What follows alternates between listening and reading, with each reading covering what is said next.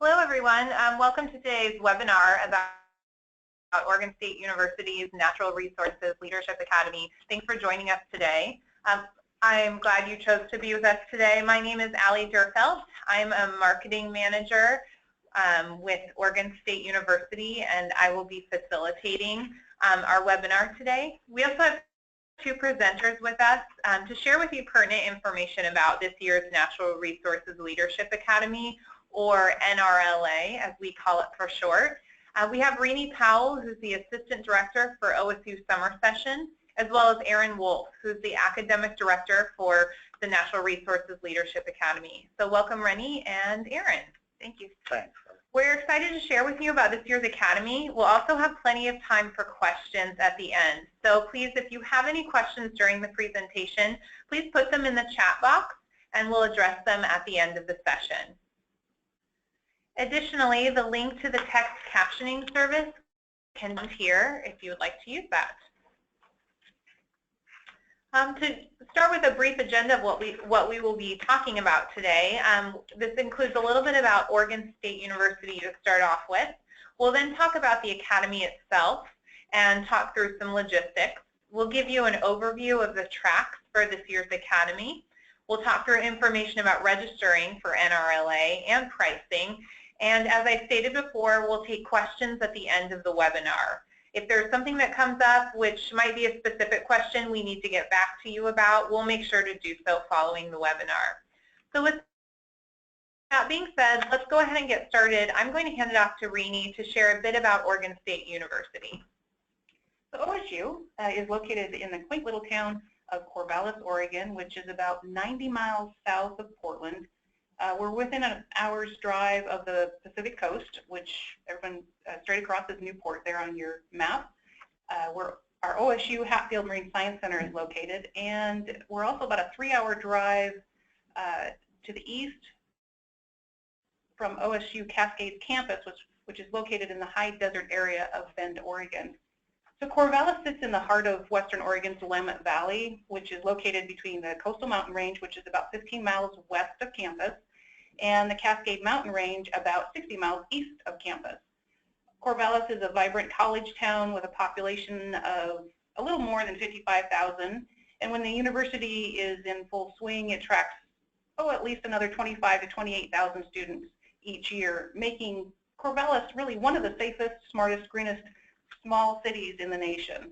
It's a very bike, walk, and pet-friendly town. It's got lots of local attractions, including a plethora of outdoor activities such as biking, hiking, camping, fishing, kayaking. We've got Central Oregon, as I mentioned before, which is our high desert area over there in the Bend, Redmond Sisters area, and of course the Oregon coast. There's certainly an ample supply of wineries, breweries, and fresh, say, farm-to-table and locally sourced restaurants nearby. And of course, if you're looking for a bit more of the big city experience, we've got Eugene to the south, about 45 miles, which is the home of University of Oregon, and Portland to the north, about an hour and a half.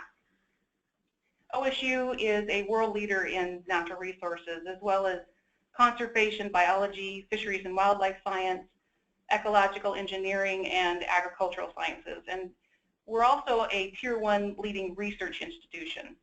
In fact, OSU is one of 2 universities in the U.S. to have a combined land, sea, space, and sun grant designation, with Cornell being the other institution. Thanks, Rini. So the vision behind me is basically that any of the problems facing us in natural resources or in the environment are too big to be approached through any one single discipline or any one single approach. And that universities, especially land-grant university, has a lot to offer in terms of very practical and applied skills to approaching our major problems of the day. So in these 2 weeks, what we've done is we've brought together a number of people from different disciplines and tried to think very focused approach to how can we think about very skills-based, applied problem solving from a variety of disciplines to think about the problems facing us in terms of managing our resources through climate change, water resources, resilience, and how can we help businesses be more sustainable in their management. So in each of these weeks, what we've done is as I say, they're very concise, they're very applied. We bring grad students and professionals together, and we work through our separate tracks, but we also come together regularly. Our lunch breaks, we meet together. Our coffee breaks, we meet together. We go out on a field excursion on the Thursday of week 1, where we, from our various lenses, will look at a set of natural resources management in Central Oregon, do some problem solving, and the whole academy will start off on the Sunday afternoon with some leadership training, thinking about team building, doing some team building exercises and initiatives to help carry us through the course of the 2 weeks.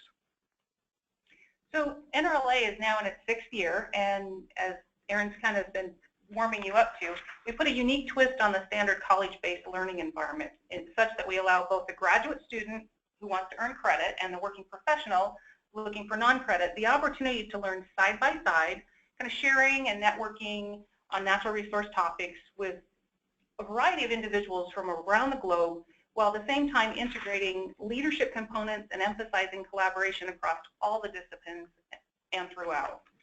So this gives you the opportunity to register for week 1, week 2, or both. If you're attending week 1, you're going to select one of those 4 tracks to complete. If obviously you're attending week 2, there's the one option for you for week 2. Either way you participate, you'll identify whether you want to attend for credit or non-credit.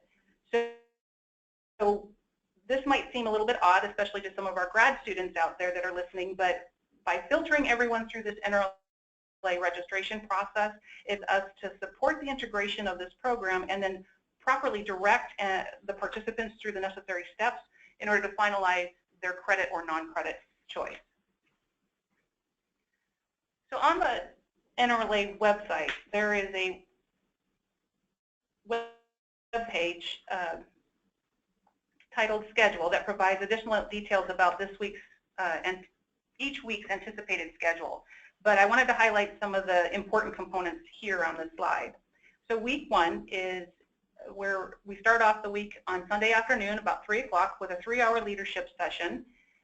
That each year is changed up a little bit with different varieties of leadership focus, but we take the components that are learned from that leadership session and continue to weave them throughout the week through each of the different tracks.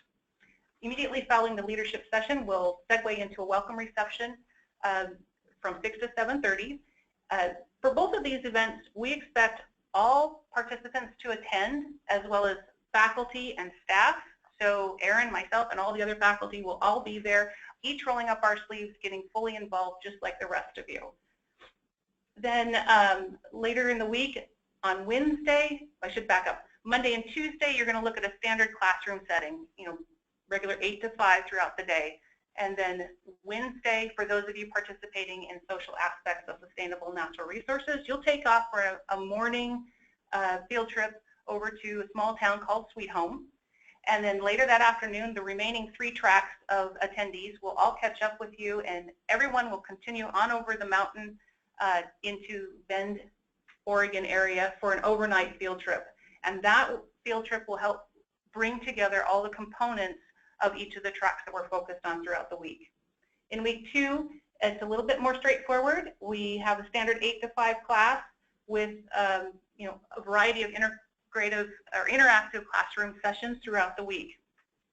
Something else I want to bring to your attention is on the NRLA website, under the heading of attendees, there's 4 categories there. One being attendees, which will give you information on what to wear, what the local weather will be like when you're here, what type of attire to bring to make sure that you're taken care of throughout the week, as well as information about how you'll access your course information, which is that Canvas access, and your textbooks.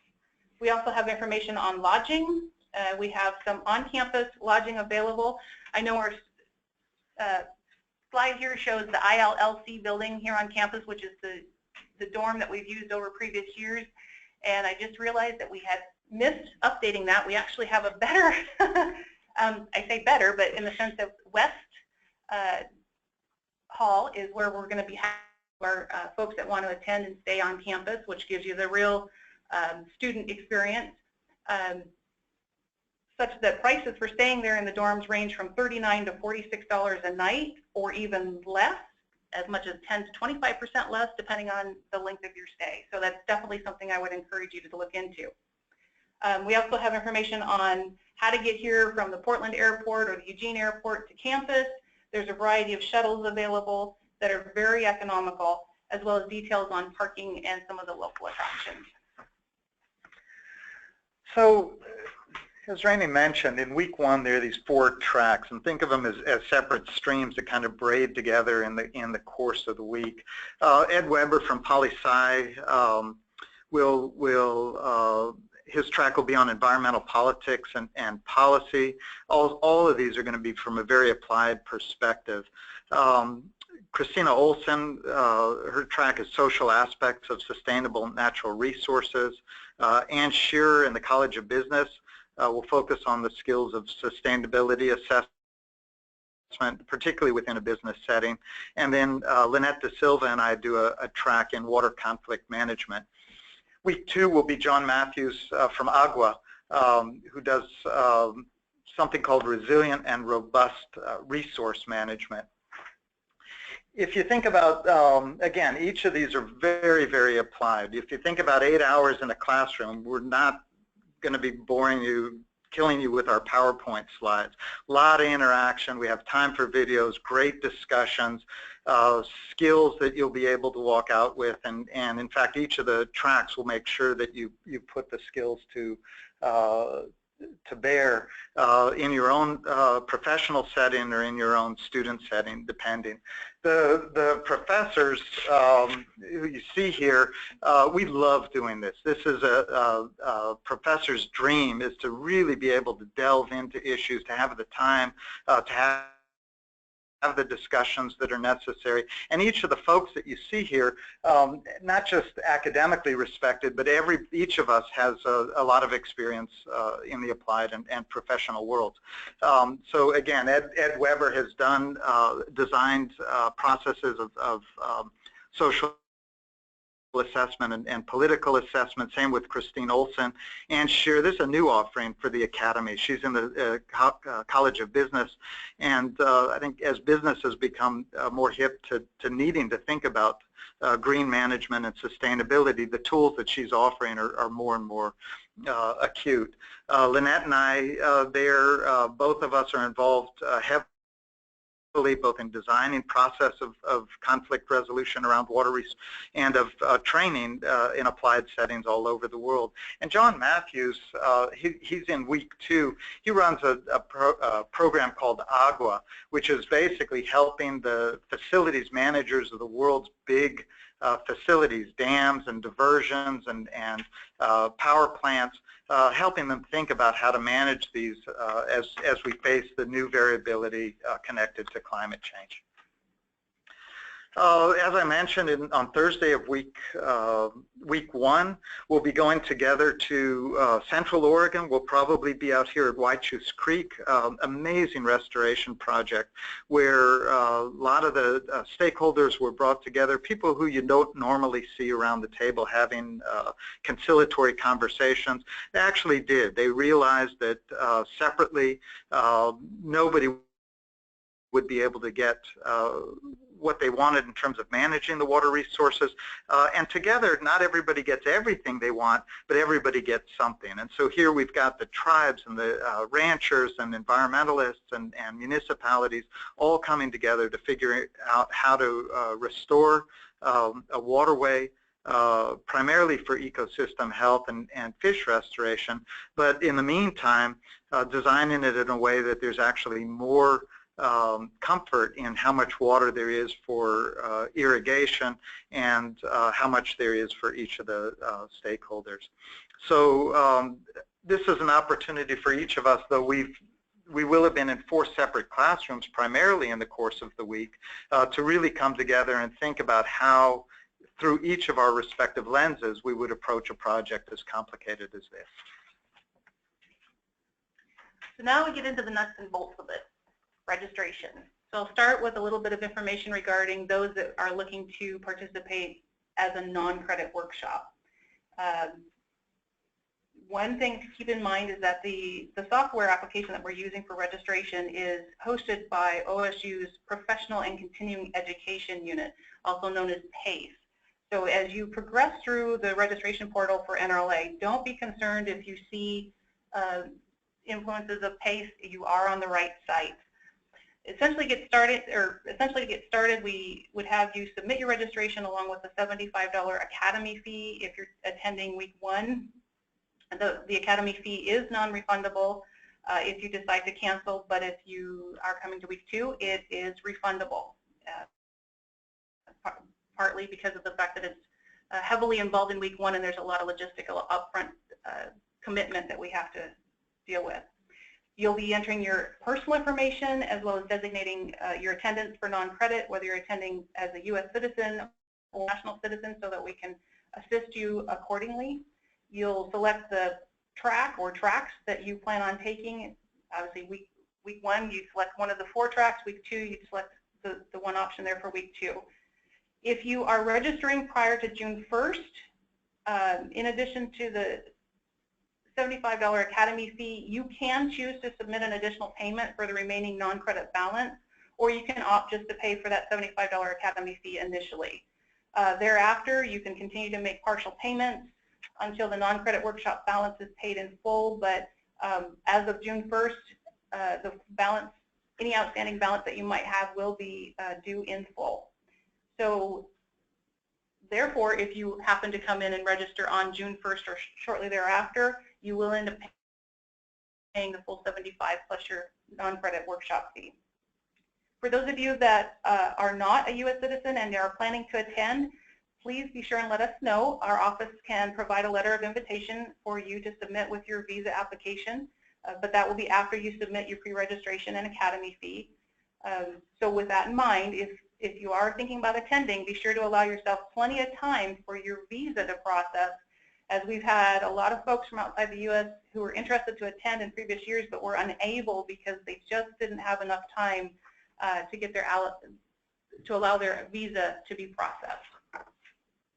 So let's take a look at those that are interested to register for credit. Similar, you'll submit a pre-registration as well as the $75 academy fee through the NRLA portal. If you're attending week 1, you'll submit the academy fee, which is non-refundable, as I mentioned before. Week 2, there will be no academy fee assessed if you're attending for credit. We'll again collect personal information. You'll designate whether you want to attend for credit, as well as some additional questions that pertain to your college student status here. Identify your tracks, and like I said, just pay the $75 fee if you're attending week 1. Once your registration is received, our program specialist, that will be Laura Collins, she'll be working with you to follow up and give you instructions to provide you the direction that you need to proceed. If you're not currently an OSU student, then you'll need to do what we call a non-degree or quick admit to OSU. It's an admission that doesn't require any transcripts, and that usually takes about 2 days to turn around in order to get you fully registered for your class. I do want to make sure that everyone is aware that right now we unfortunately do not have any scholarships available for either a credit or non-credit attendee to be. So now the pricing. Pricing gets a little crazy, but what we've tried to do is keep it as straightforward as possible for you. On the NRLA website, we have a pricing page that under the register header on the banner bar that gives you additional details beyond what we've got here on this slide. But to highlight, week 1 is, like I said, much more integrated than week 2. So therefore, if you register to attend for week 1, either alone for week 1 or both with week 2, you'll identify credit or non-credit and submit your academy fee. If you register for week 2 only as a non-credit, the $75 academy fee acts more like a deposit for you, and it's charged only to non-credit attendees. and allowing it to be refundable if you decide to cancel on week 2. For the prices that you're seeing here, so if you're attending week 1 or week 2, the $16.95 is the total amount you will pay for that week. So that includes your $75 payment. If you decide to attend for both, that's the $33.90 that you're seeing there. For the credits, the $75 is not part of the costs that are here. So if you're attending week 1, you'll need to be sure to clearly identify whether your particular track is for 3 or 4 credits. And of course, week 2, the one track that is being offered by John Matthews is worth 3 credits in total. So between the 2 weeks, you have an opportunity to wrap up 6 to 7 graduate credits. To emphasize on that, so not a lot of people at that point kind of hit the panic button of how do I get all my classwork done. The professors are very well attuned to the fact that this is a very hectic and busy schedule throughout each of the weeks, regardless whether you attend for one or both. So they are allowing additional time beyond the end of NRLA for you to submit your assignments. So to get some specific details on that, I do encourage you to visit the schedule, or excuse me, the week 1 and week 2 pages within our website that will identify more information for you with regards to a sample syllabus that will define more clearly what you can expect for your assignments throughout the week. So here on this page is a snapshot of our NRLA homepage. Notice that you can submit your email address in the text box there under the Connect with us. That will keep you up to date on any correspondence that goes out regarding NRLA, as well as connect with us on Facebook and LinkedIn. We also encourage you, if you haven't done so already, to browse the various web pages and link the black banner bar there to review the information that's found under the categories of About Us, Register, Schedule, Attendees, and Contact. Great, thanks, Rainey. And just a reminder, the web address for that is summer.oregonstate.edu/NRLA. Thank you. So at this point, we're going to stop and see if there are any questions. So if you have any questions, you can simply type them into the chat box, and we'll go through those and answer them for you now. So we will see right now if there are any questions that pop up. While we're waiting for people to type in their questions, Rini, I know that you've been talking to a lot of people and responding to a lot of inquiries from people who are interested. What is one of the most common questions that you're fielding right now about NRLA? One is, how many students can I expect to attend at NRLA?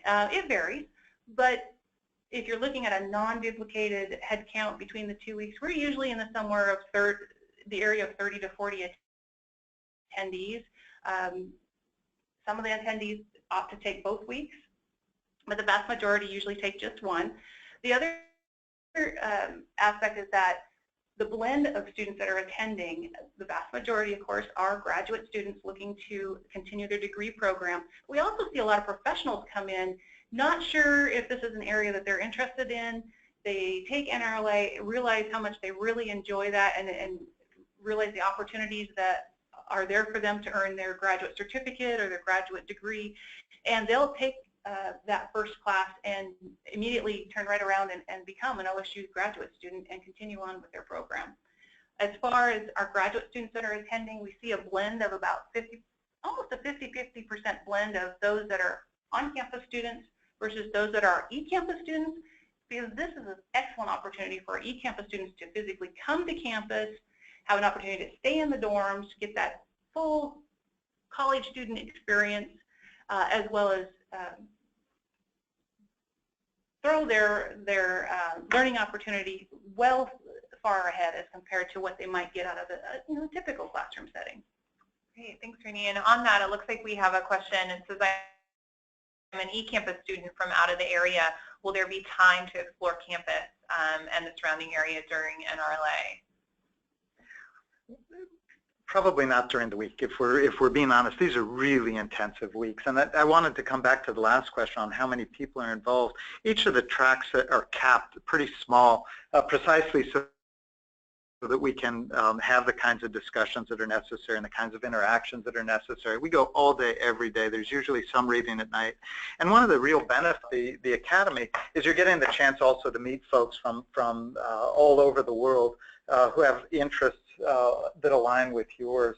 And so at some point, you're probably going to want to go out to dinner with them or to hang out after class is over. So there really isn't, during the week itself, there's not an awful lot of time. Having said that, summer in Corvallis is one of the most beautiful places and times in the world. And so if you're coming anyway, I strongly recommend that you come a little bit early or stay a little bit late to have precisely that time to go out to the coast, to spend some time in Willamette Valley, and to go out to Central Oregon or even further afield as well. Thanks, Erin. And maybe you can follow up. We have a question about what is the weather typically like in Oregon in late June? Exquisite. We have no bugs to speak of. It's not too hot. It's not too cold. It's not humid. There are no poisonous snakes west of the Cascades. There's no rain. It's about as bucolic a place and a time as exists. Great, thanks. It says, as an eCampus student, will I have an opportunity to meet with my advisor during this time? Yeah, absolutely. A lot of folks who are either in the Master in Natural Resources or just in general are taking other eCampus classes take this opportunity to come and visit the campus to meet not only their advisors, who usually are around. You have to make arrangements with them in advance, but the advisors love meeting the students, and a lot of times it's really exciting to meet folks that you've only communicated with online or through email. And so it's a real good opportunity to come visit the campus and meet some of the folks that you've dealt with online. Great. It looks like we have a question about the type of research that a student is doing, or an OSU graduate student who's interested and not quite sure if their research is going to match. Yeah. Erin, what do you think is the best way for this, for a student to find out if their research will match with NRLA? Yeah, one of the ways to do it, each of the syllabi are posted online, sample syllabuses that we used last year, and as we update them for this coming year, we'll have those available as well. That's one way to check, but the other is simply to contact us. All the instructors are here. We're all accessible. We're happy to talk through your particular situation, your particular interest. If I'm reading this right, this is a student who's working in saltwater in coral reefs outside the U.S. and is interested in sustainability management and conflict management. And I think absolutely one of the tracks, one and definitely the track in week 2 would be very applicable.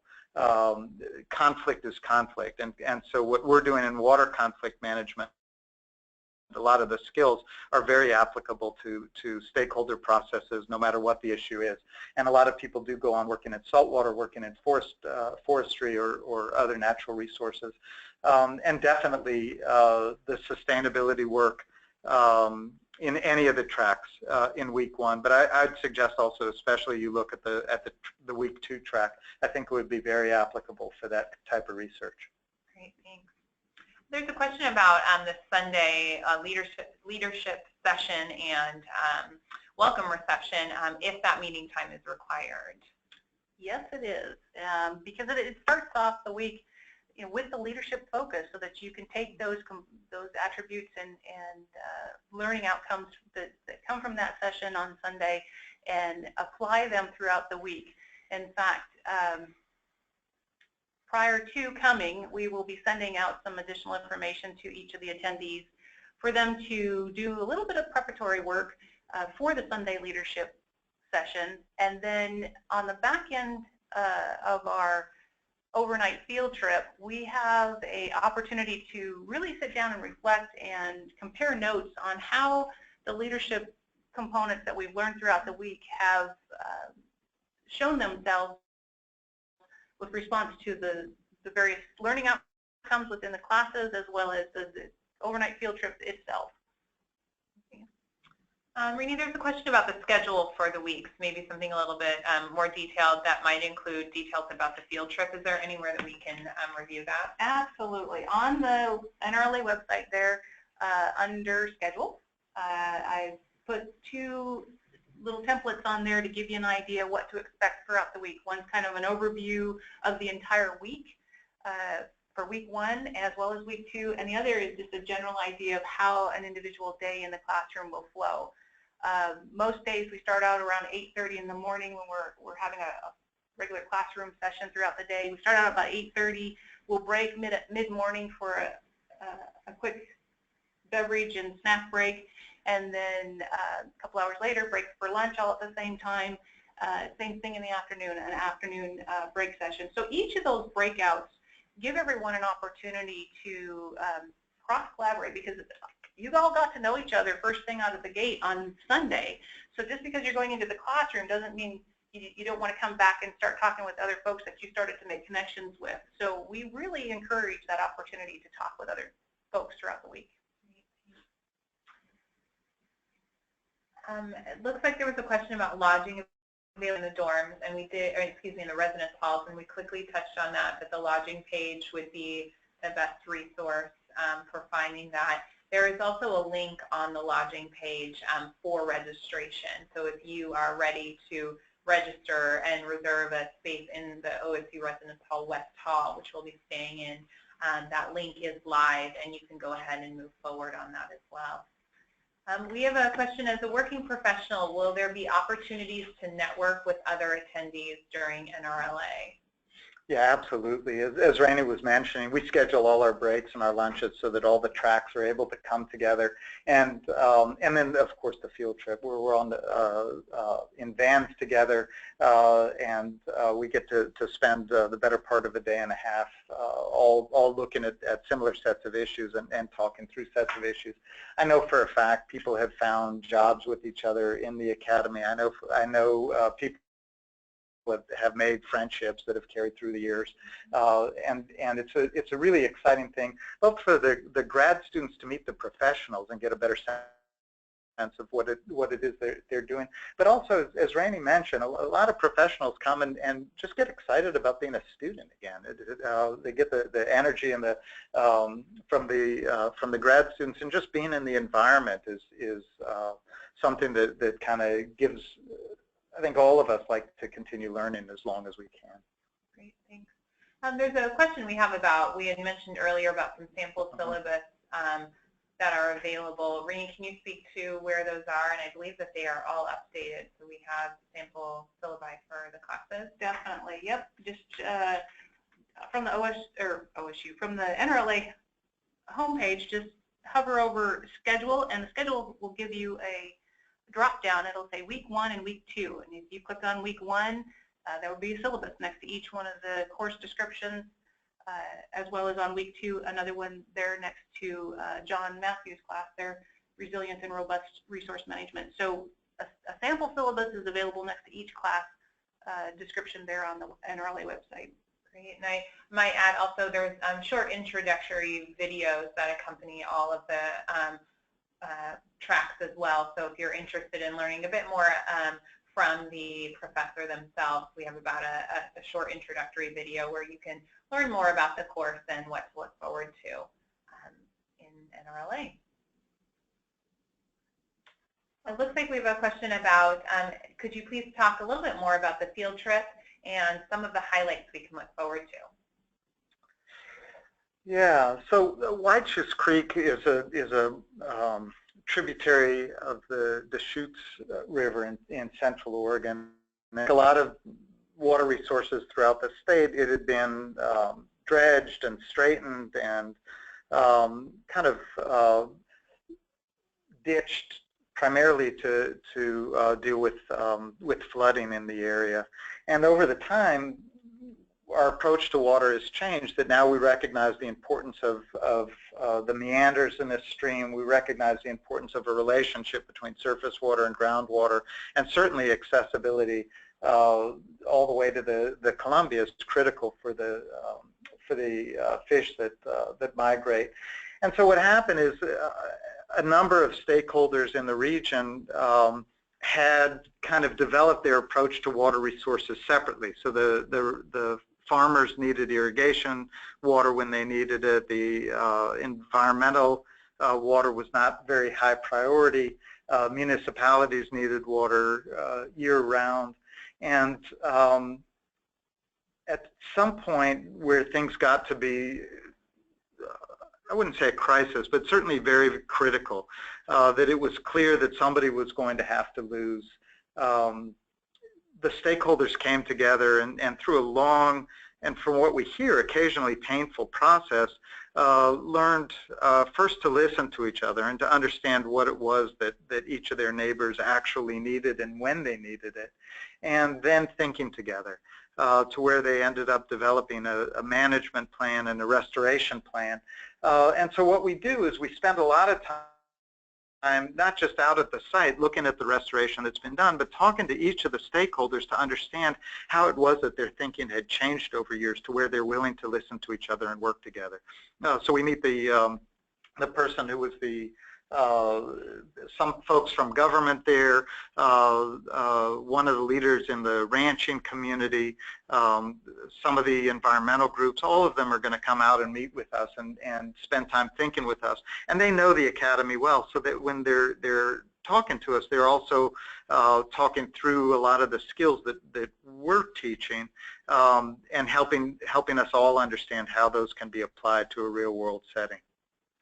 And I'd like to follow up to that too, that I would encourage you, anyone listening that would like to know more about the field take, is to go out to the NRLA website under schedule. Not only do we have, obviously we talked about the schedules there in week 1 and week 2, we also have a page there that identifies some specifics about the field trip. And there's some great information and links there for you to be able to access to give you a better idea of the White's Creek project overall and why it works so well with this academy to identify all of the necessary disciplines and that go into such a massive project. Thank you. Looks like we have a question about kind of the culture of the academy. Is it formal? Is it casual? Do we need to dress up for the Sunday reception throughout the week? Important information. We're here to learn. We're here to learn. Oregon in general is very dressed down. I don't think neckties are allowed in the state. And we're here to work in the classroom. So we're going to be comfortable and we're going to dress accordingly. But I will follow up on that in preparation for the entire week, and granted you feel comfortable to come in your jeans and relaxed clothes on Sunday, but also take a look at the website again. We've tried to think of everything that would be necessary in order to prepare you well for coming to NRLA. And so within within the website under attendees, we've got information about what kind of attire you want to bring for the week, give you an idea what the overnight field trip is like, helping you make sure that you don't have to bring a super large suitcase for overnight, but just certainly make sure that you have closed-toe shoes, that type of thing, because where we are walking, may not be quite as accommodating to someone that's wearing open-toed shoes. Great. Well, it looks like we don't have any additional questions for this webinar. So I do want to make sure that you have the opportunity to follow up directly with us if you have any questions. Feel free. We're going to put up the contact information shortly for both Rini and Aaron, and their phone numbers and email addresses are listed. Additionally, we have the summer.oregonstate.edu/NRLA, which is our website. So if you can always find contact information there. And we, again, Rini and Aaron have referenced a lot of information, which we hope you can easily navigate on the website. Welcome to the webinar. Thank you again for attending this webinar. If you have any questions, please reach out to us directly. Have a great afternoon.